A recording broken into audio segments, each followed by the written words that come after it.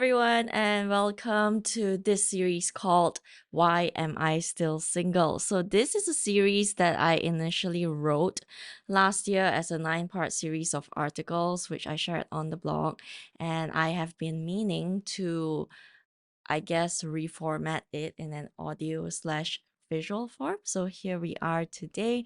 Now, this is a 9 part video slash audio series that goes along with the written series on the blog, and it is all about how we can navigate singleness through its wrestling and its struggles, but also, how can we find joy and contentment and the satisfaction of Jesus as single women in his kingdom. So I think a lot of times singleness is hard. It can be hard not just to live out, but also hard to connect with other people, whether other singles or people who are not single.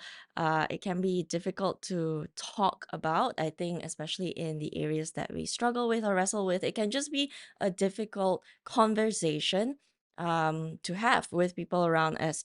So, my hope with this series, when I started writing it a year ago, it's been almost a year since I wrote it. My hope was actually to help people kind of process singleness in a healthier way, to encourage single people to really pursue God's goodness in this season. And I think a lot of times what can get lost on us as we wrestle through the difficulties of being single is that we actually forget that even in this season, God is good. But it's not just that it's even in this season that God is good. It's the fact that if God has placed us in this season, then He means for it to be good. And I think for me personally, coming to that sort of conclusion and understanding of God's heart for me as a single person navigating a single season has really changed things for me. Understanding that singleness is not God shortchanging me. It isn't, me missing out on something that God has planned for me. It's no, it's a season that He has deliberately given to me, and not just given to me, but gifted to me, that has really changed the way I am living out this season. And I think when I first started writing the article series last year, my hope was that it would help shift the perspective for single people who are really struggling, and specifically single women. And I only say that because I'm a woman. So um, I really wanted to address some of the struggles that women were maybe facing, as they tried to find hope, as they tried to find joy, as they tried to find, fullness and satisfaction, and sometimes even an answer as to, why am I still single?